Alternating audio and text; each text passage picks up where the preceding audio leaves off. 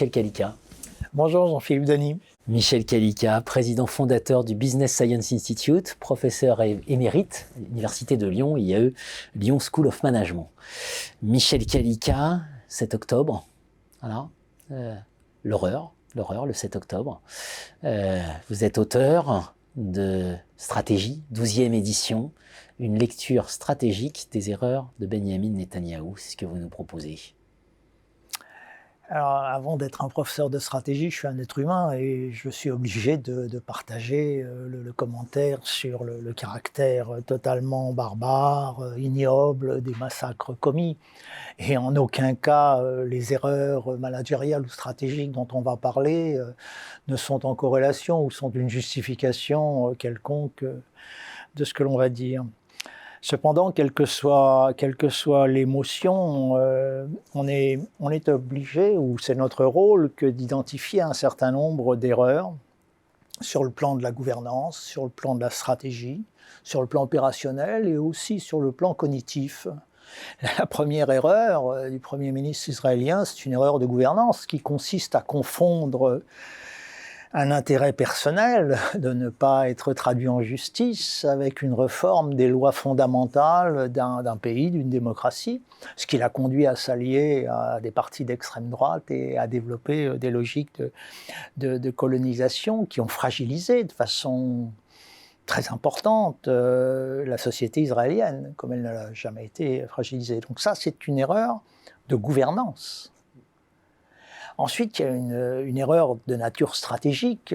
Si la stratégie, c'est le long terme, c'est la vision de long terme, bien évidemment, la deuxième erreur, c'est une absence de vision de long terme de ce que peut être une solution au conflit israélo-arabe, conflit qui dure depuis 1948. 1947, date du vote de l'ONU sur la création de l'État d'Israël, 48, proclamation de l'État, déclaration de guerre des pays voisins contre l'État d'Israël, avec toutes les conséquences que l'on connaît. Dans cette situation, et en management, il faut parfois regarder l'histoire. Dans cette situation, l'absence d'une stratégie de long terme qui permette une solution à ce conflit est une erreur stratégique. Ensuite, au-delà du stratégique, il y a une erreur opérationnelle. La stratégie, elle suppose une mise en œuvre. Et l'erreur opérationnelle, elle se situe au niveau de l'affectation des ressources, et notamment l'affectation des ressources en termes de forces de sécurité. Obnubilé par la Cisjordanie et son alliance avec les partis d'extrême droite, le front sud, limitrophe de Gaza, a été totalement dégarni sur le plan sécuritaire. C'est une erreur opérationnelle d'affectation des ressources, d'affectation des hommes, des matériels. Et puis il y a une quatrième erreur qui est plus de nature cognitive. Et je renverrai aux travaux de Kahneman, le prix Nobel d'économie. On est là de façon caractéristique sur des biais de perception.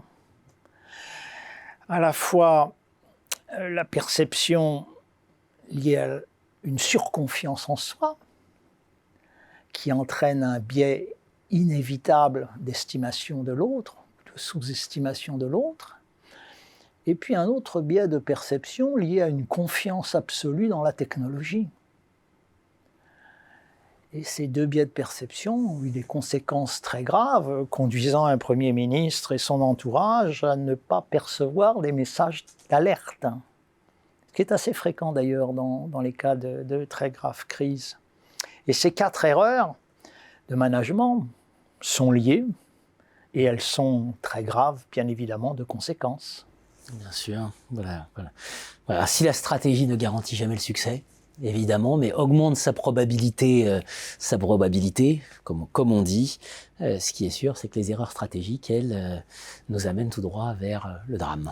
Voilà, en tout cas, peuvent nous emmener vers le drame, et c'est bien ce qui s'est passé. Merci Michel Kalika. Merci Jean-Philippe Denis.